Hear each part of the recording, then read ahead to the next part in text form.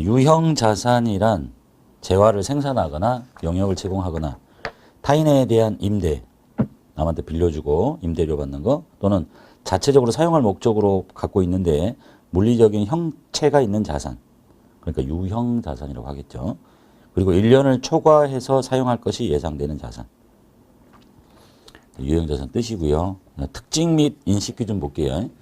일단 유형 자산이 무슨 자산인가? 형체가 있는 자산인데, 첫 번째가 영업 활동에 사용할 목적이에요. 영업 활동에 사용할 목적으로 가지고 있는 자산. 따라서 이걸 갖고 있는데 영업 활동이 아니라 투자 활동으로 갖고, 투자 목적으로 갖고 있다. 그럼 이건 유형 자산이 아닌 투자 자산, 똑같이 생긴 모양이 똑같은데 투자 자산으로 분류해야 되고, 이걸 판매를 목적으로 갖고 있다. 그러면 재고 자산으로 하셔야 되고, 많이 들어보셨죠? 이렇게 빌딩을 갖고 있는데 이걸 뭐로 갖고 있냐? 영업 활동에 쓰려고 갖고 있는 거야. 그러면 이제 이걸 건물이라고 부르고, 이걸 투자할 목적이다. 그럼 이거는 투자 부동산이라고 부르고, 똑같은 건데 저거를 판매하는 게 목적이다. 사다가 파는 사람이야. 그러면 상품이라고 부르고, 이렇게. 땅도 마찬가지죠. 땅도 영업 활동에 쓰려고 하면 이게 토지가 되는 거고, 아니면 투자 목적이면 투자 부동산, 내다 팔 사람은 상품, 이렇게. 영업 활동에 사용을 목적으로 가지고 있는 자산. 그리고 이 자산은 한 번 쓰고 버리는 게 아니라 여러 회계 기간 동안에, 몇 년 동안 쓴다는 얘기죠. 여러 회계 기간 동안 뭘 제공하냐면 기업에다가 서비스를 제공하는데 그런 미래 용역 잠재력을 가지고 있다. 미래 용역 잠재력을 가지고 있다. 그러니까 여러 회계 기간에 걸쳐서 회사에게 서비스를 제공하니까 이걸 사자마자 비용 처리하는 게 아니라 자산으로 놓고 그 용역 잠재력이 소모되는 금액을 측정을 해서 감가상각이라는 걸 하게 됩니다. 읽어볼게요. 유형자산은 그 용역 잠재력이 존속하는 한 계속해서 갖고 있게 됩니다. 예를 들면 차죠. 이제 차. 회사에서 영업활동 쓰려는 차, 뭐 건물 이런 것도 마찬가지고. 수익 창출 활동에 이용됨에 따라서 단기에 소모된 용역 잠재력을, 이 용역 잠재력이 무한하지는 않을 거니까 어떤 일정한 기간 동안 비용으로 인식하는데 그게 감가상각비예요. 따라서 내용연수가 1년이 안 돼요. 이런 공구나 기구는 이렇게 자산으로 처리하지 않고 곧바로 그냥 비용 처리하시면 되겠죠. 소모품비 이렇게. 그 다음에 세 번째, 물리적인 형체가 있다. 그러니까 유형자산이지. 내용 똑같은데 물리적인 형체가 없다. 그러면 무형자산으로 갑니다. 이게 이제 유형자산 특징이고, 일반 기업 회계 기준에서 이렇게 무형자산으로 인식을 하려면, 즉 장부에 기록을 하려면 다음과 같은 요건을 모두 충족해야 됩니다라고 하고 있네요. 이것만 보시면 되겠죠.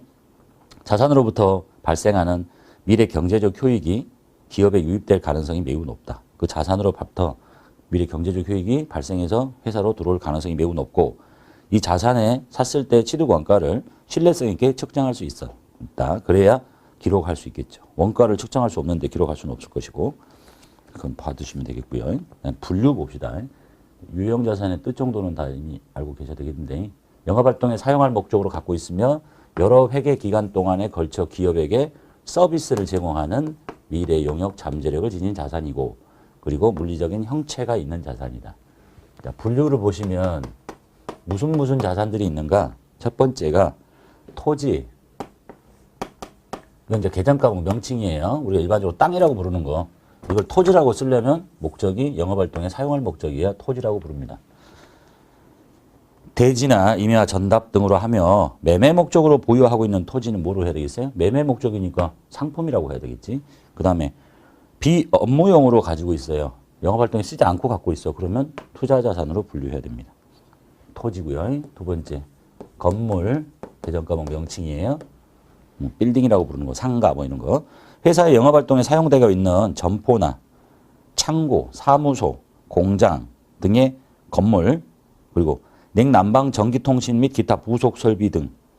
여기서 냉난방이라는 건 에어컨을 말하는 게 아니라 이 건물이 이렇게 있으면 이 건물을 구성하고 있는 뭐 전 통신 설비, 뭐 전체 뭐 중앙 집중식 냉난방, 이걸 합쳐서 건물이라고 부르는 거지.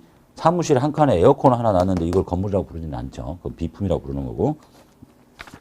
그 다음에 구축물이라고 있죠. 세 번째가 구축물.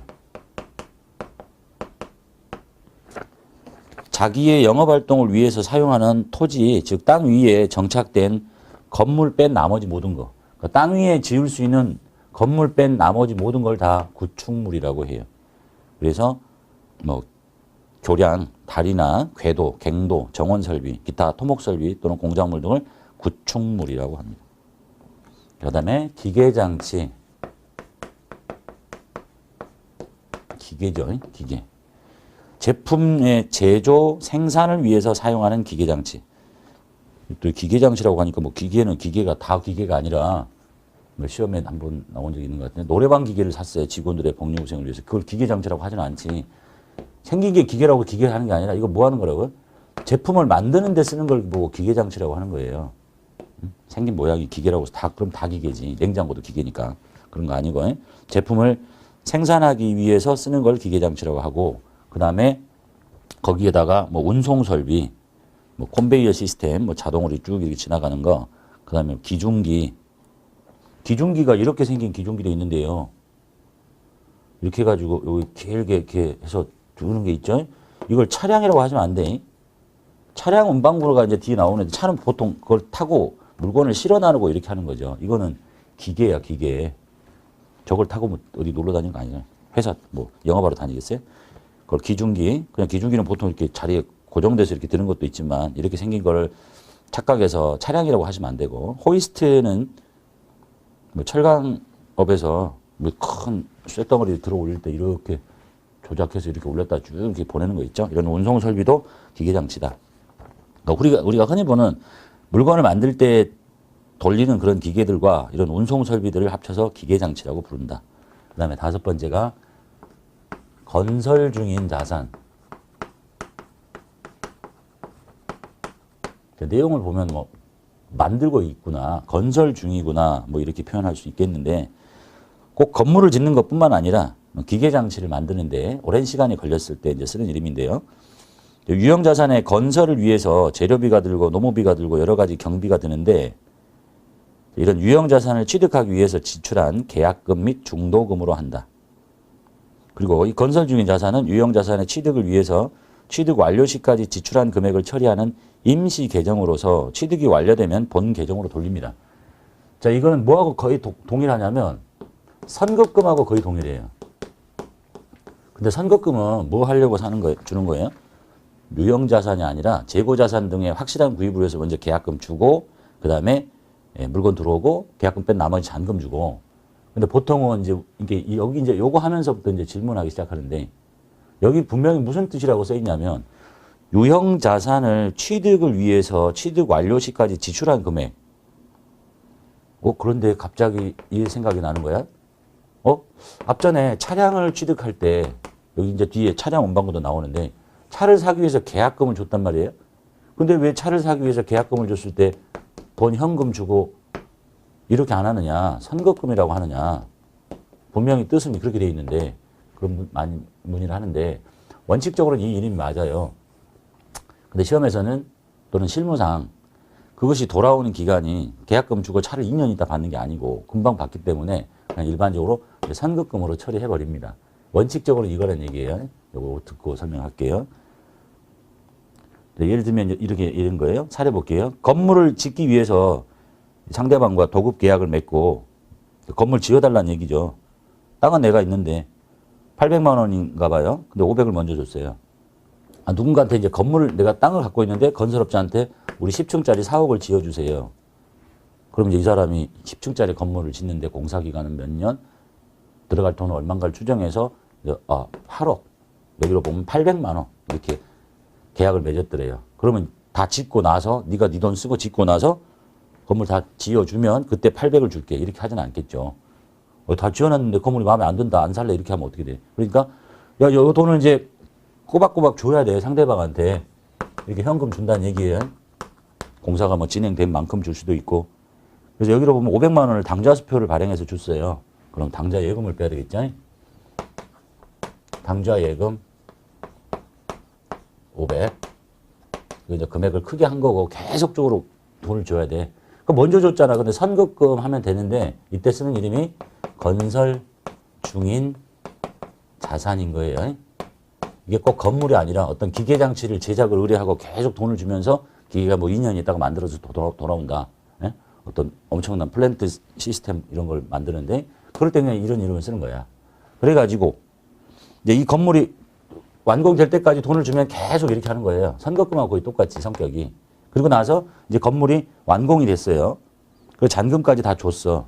그럼 이제 건물이 완공이 됐기 때문에 이거를 이쪽으로 빼가지고 번 계정으로 돌려야 돼. 건물로 이렇게. 근데 건설 중인 자산으로 미리 줬을 때 처리를 다 했으니까 마치 선급금처럼 이렇게 하고 그 다음에 나머지 잔금을 당좌수표를 발행한댔죠. 당좌 예금을 주고 예금에서 감소시키고 5, 6, 7, 8, 300만 원 그리고 이제 본 계정이 건물이 완성이 됐으니까 800만 원 이렇게 돌린다는 뜻이에요. 이게 이제 건설 중인 자산입니다.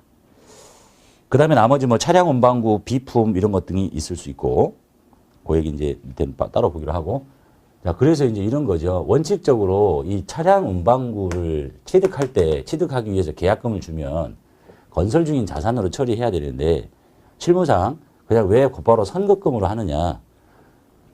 그럼 얘도 선급금 하면 안 돼? 근데 이런 거야. 이게 이제 회계연도가 1년 있고 뭐 1년 차, 2년 차, 3년 차 이렇게 있는데 보통 어떤 건물을 장기간에 동안에 건설을 하거나 기계장치를 제작 의뢰했는데 기간이 오래 걸리거나 그러면 보통은 고해 안에 안 끝나고 이렇게 길어질 수가 있겠죠. 근데 이제 이 문제는 이거야. 여기 회계연도에 볼 때 이렇게 돈을 줬잖아요. 돈이 나갔는데 지금 이 자산은 무슨 자산으로 잡혀 있는 거예요? 유형 자산으로 가 있잖아요.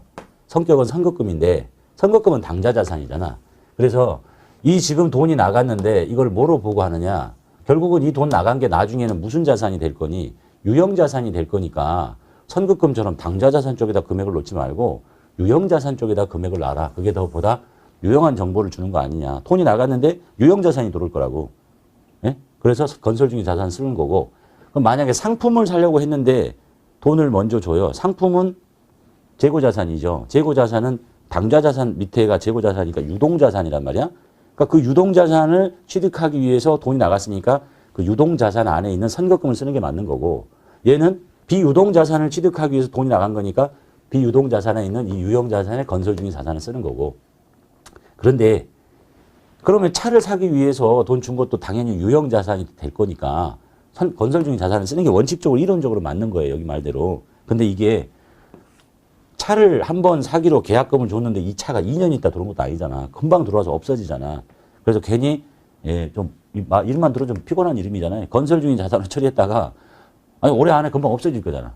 예? 그러니까 이런 것들은 그냥 실무 관행상 선급금 처리하고 바로 없애버리고 이렇게 하더래요. 원칙적으로는 이렇게 해야 돼. 그래서 이제 시험은 그렇게 하고 있고요. 그럼 이건 언제 쓰느냐? 기간이 길어. 기간이 착공한 날로부터 완공된 날까지가 뭐 1년 이상이고 즉 재무제표에 한 번 걸린다는 얘기죠. 한 번 내지는 두 번. 이런 경우에는 반드시 건설 중인 자산을 쓰고 그렇지 않고 뭐 계약금 주고 차가 들어오는데 한 달 안에 들어와. 뭘 이런 이름을 쓰느냐. 실무상 그냥 선급금 처리했다가 없애버리는 게 지금 현재의 관행이고 시험도 그렇습니다. 이해되셨죠?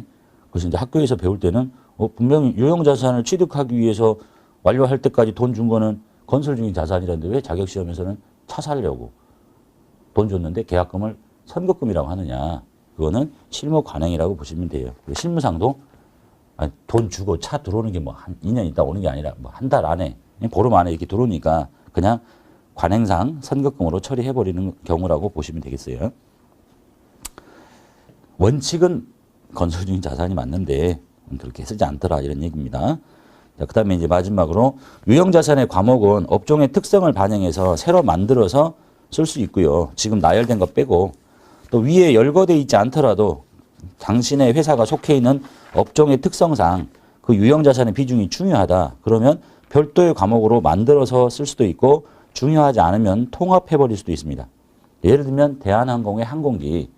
대한항공의 항공기가 여기에 보면 토지도 아니지 건물도 아니지 구축물도 아니지. 기계인가? 기계가 가장 유사한데 그럼 요 안에 들어가는 거 뭐야? 그럼 사람들은 예? 제품을 만드는데 사람이 거의 기계라고 생각하면 저기 무슨 반죽도 아니고 그래서 그냥 항공기라고 지으면 되는 거예요. 그냥 금액이 크고 중요하니까 여기 없지만 이걸 기계 장치라고 보기는 곤란하니까 항공기 또는 뭐 선박회사의 선박 그런 얘기를 하고 있습니다. 회사에서는 선박을 별도로 만들어서 쓸 수도 있다. 구애받지 말고 자기 회사의 업종의 특성에 맞춰서 금액이 크고 중요하면 만들어서 쓰거나 중요하지 않으면 합쳐라 이런 얘기입니다.